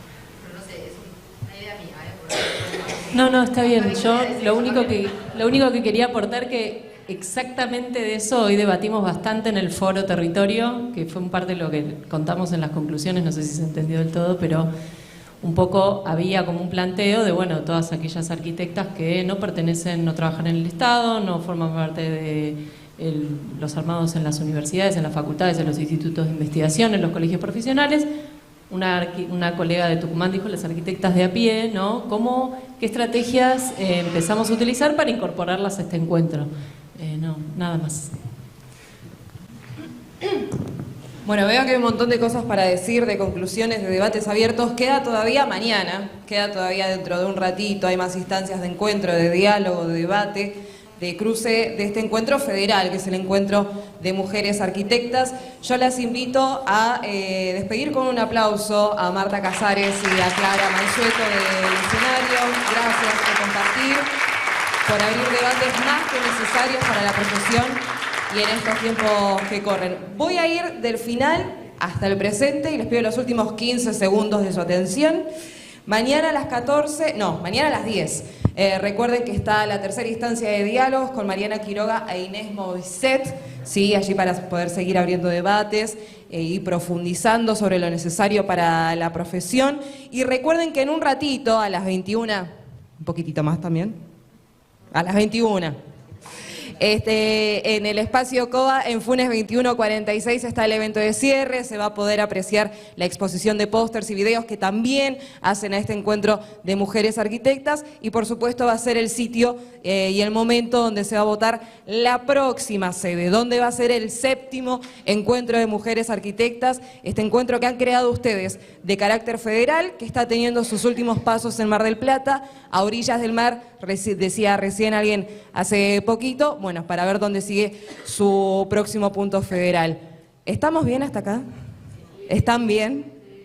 Es un placer para nosotras recibirlas. En un ratito en Espacio COA nos volvemos a encontrar en un espacio más distendido.